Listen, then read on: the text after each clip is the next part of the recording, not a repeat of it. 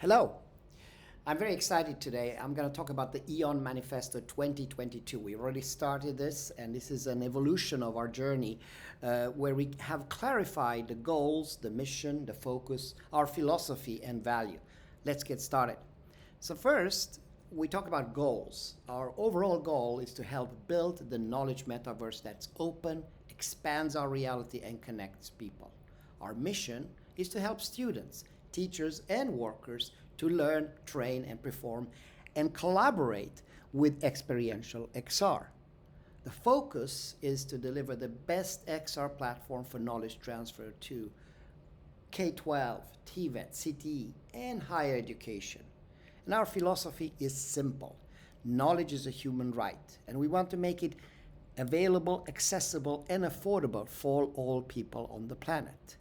Last but not least, our value is to help students and workers, teachers, to learn faster, retain information longer, and make better decisions. So let's explain a little bit the details behind those components.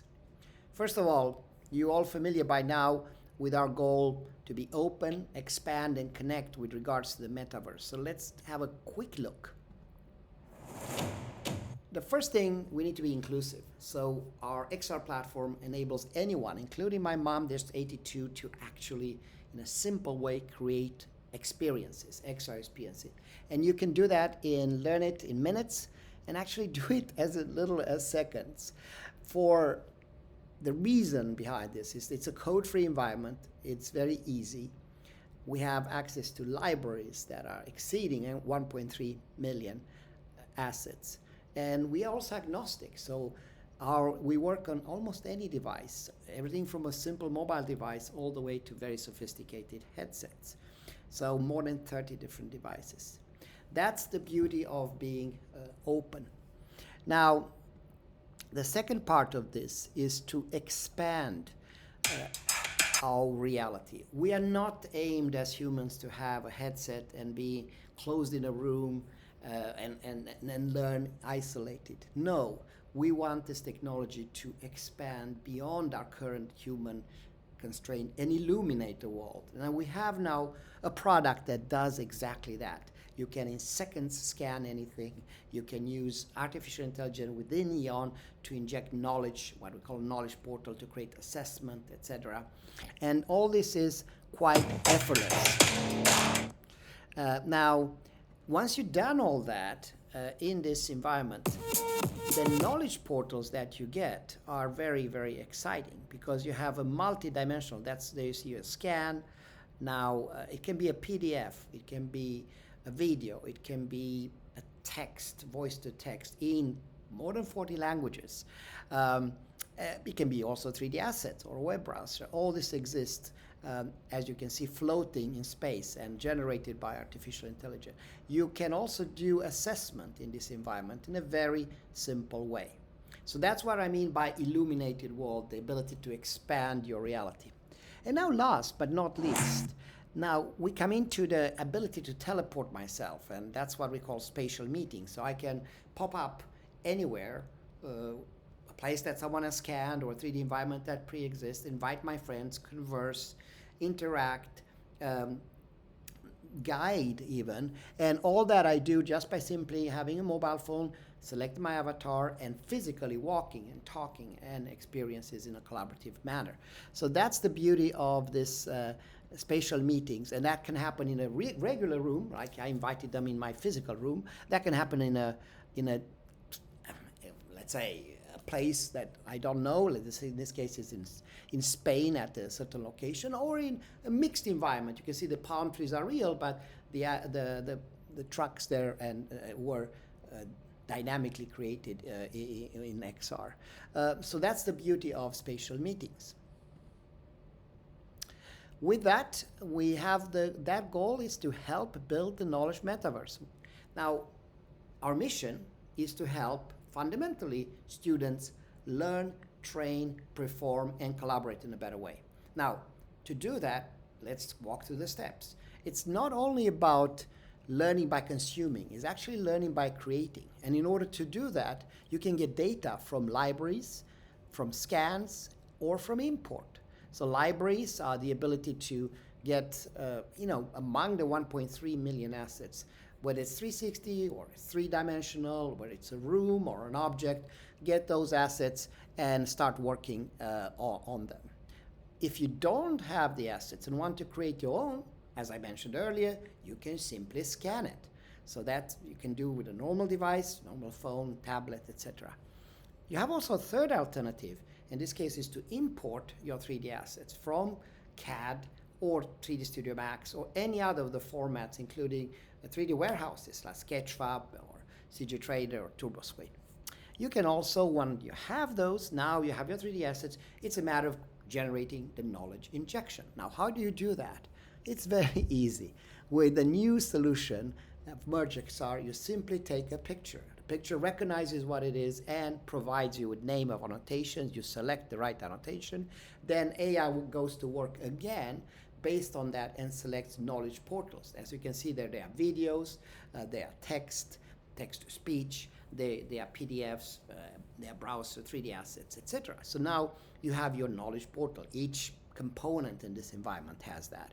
Now, the next step is, as a part of learning, is to assessment, right?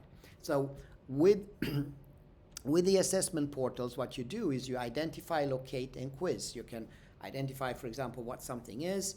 You can locate a component. You can create quizzes. So this is also can be automatically generated based more or less on the fact that you have the annotation.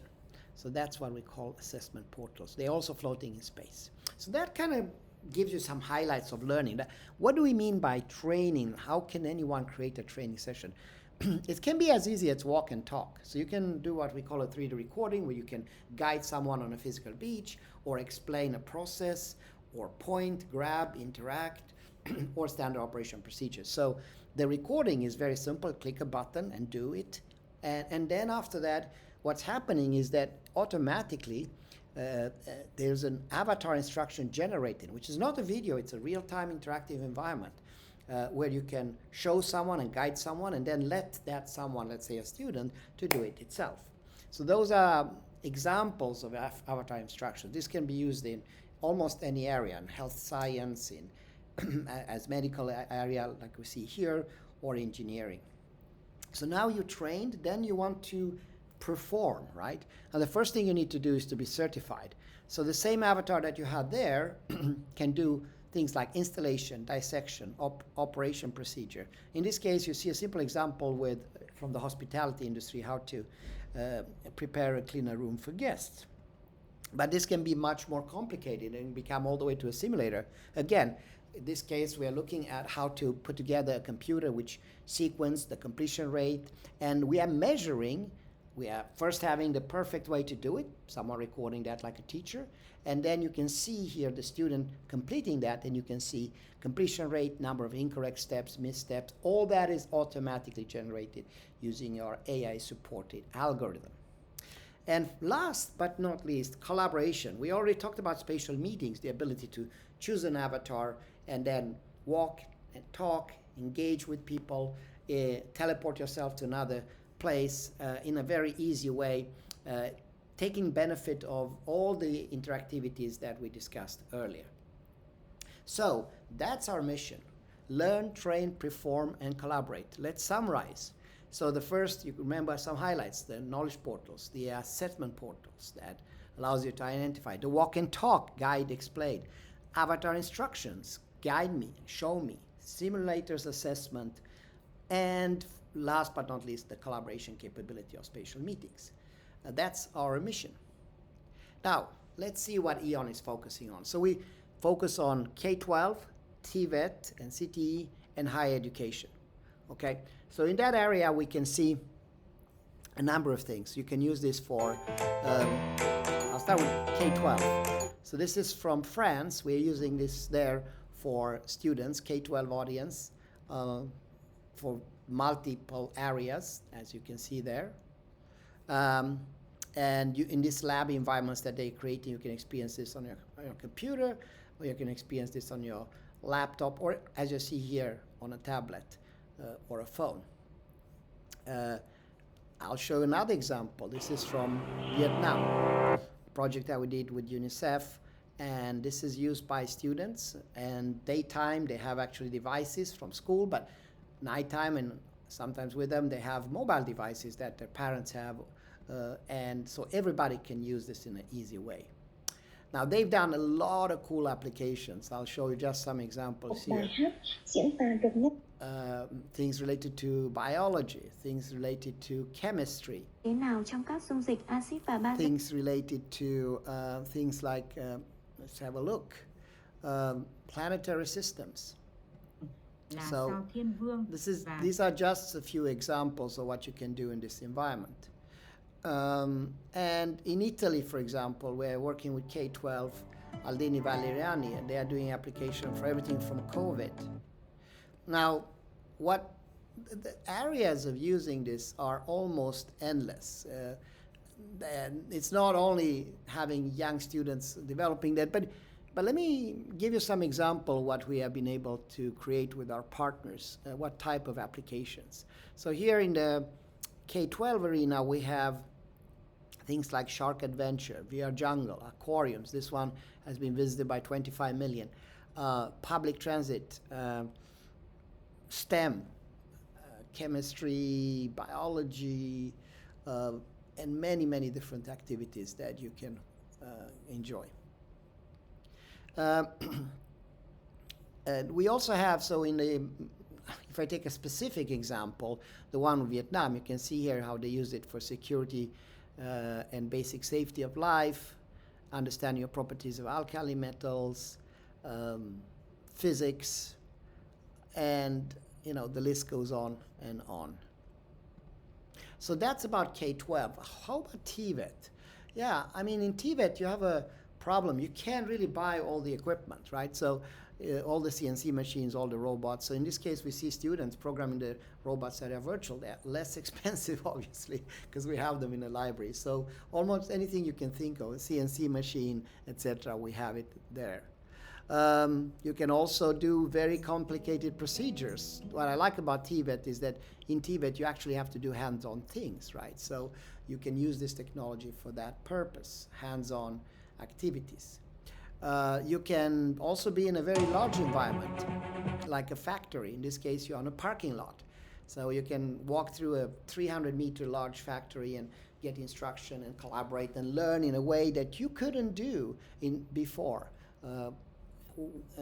For example, we're just doing now a test on a brewery that is automatic, and this is a car environment for producing, manufacturing cars.